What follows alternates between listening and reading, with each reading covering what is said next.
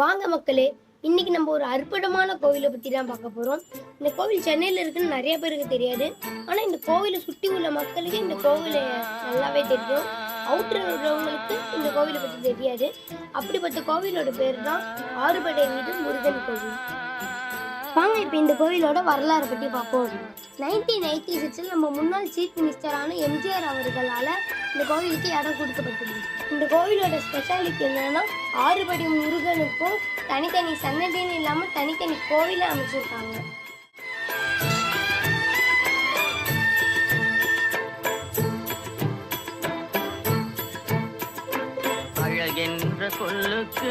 தமிழ்நாட்டுல சிவபக்தர்களுக்கு அடுத்த நிலையா முருகன் பக்தர்கள் தான் அதிகமா இருப்பீங்க.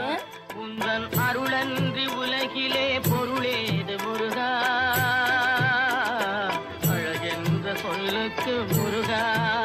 உந்தன் அருளன்றி உலகிலே பொருளேது முருகா,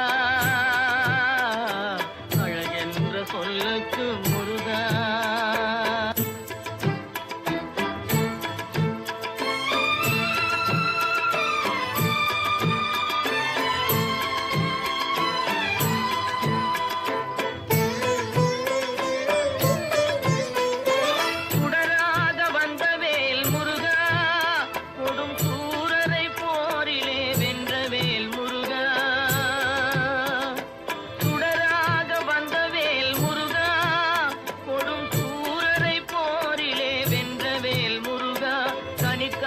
மனம் நொந்த முருகா, கனிக்காக மனம் நொந்த முருகா, முக்கனியான தமிழ் தந்த செல்வமே முருகா, அழகென்ற சொல்லுக்கு முருகா.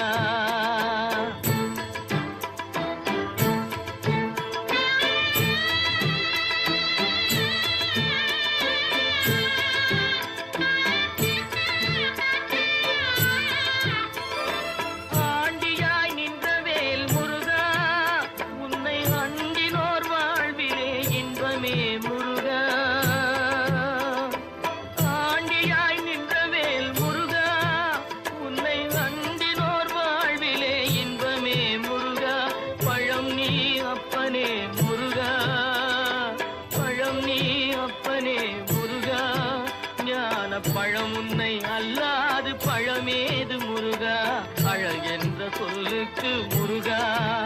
உந்தன் அருளன்றி உலகிலே பொருளேது முருகா, அழகென்ற சொல்லுக்கு முருகா.